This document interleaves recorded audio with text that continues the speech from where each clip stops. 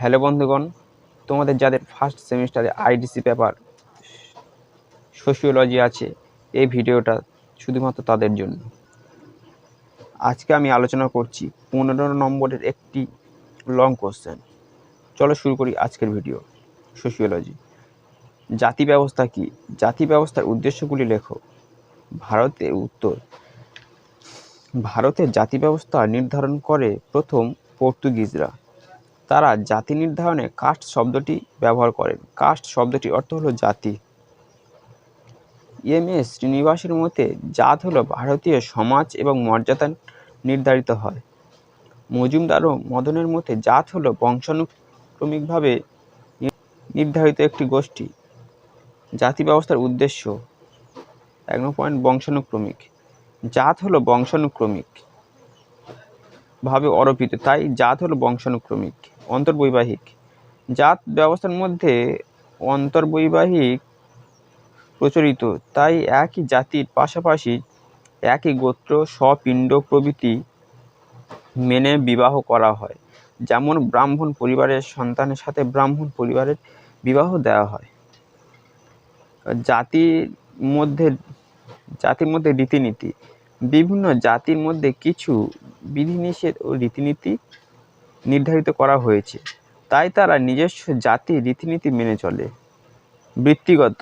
ভারতীয় সমাজে বৃত্তিগত বিভাজন দেখা যায়, যেমন ব্রাহ্মণ পূজার্চনা করবে, ক্ষত্রিয় যুদ্ধ করবে, বৈশ্য বাণিজ্য করবে, শূদ্র এই 3 বর্ণের সেবা করবে।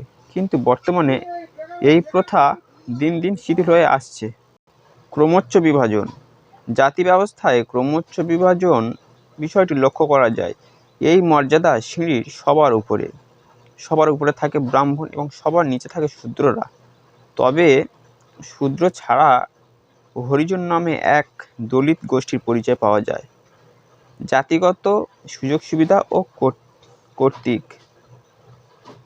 ভারতীয় সমাজে বিশেষ বিশেষ জাতি বিশেষ সুযোগ সুবিধা ও কর্তৃত্বের বিষয়টি লক্ষ্য করা যায়।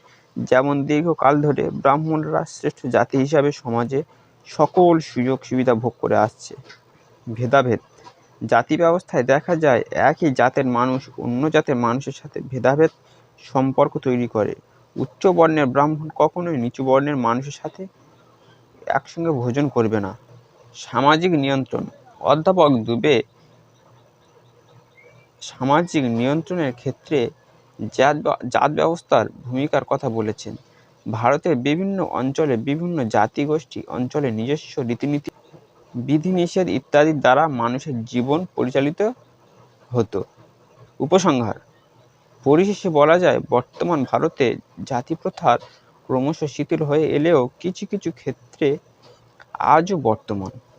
তবে বর্তমানে সামাজিক মর্যাদা নির্ধারণের ক্ষেত্রে জাত প্রথার তুলনায় মানুষদের দক্ষতা, যোগ্যতা ইত্যাদি বিষয়গুলো বেশি গুরুত্ব দেওয়া হচ্ছে। বন্ধুগণ, এই ছিল আজকে আমার ভিডিও। যদি ভিডিওটি ভালো লেগে থাকে তাহলে লাইক, কমেন্ট, শেয়ার এবং চ্যানেলটিকে অবশ্যই করে সাবস্ক্রাইব করবে। তোমাদের সকলের পরীক্ষা ভালো কাটুক। ধন্যবাদ।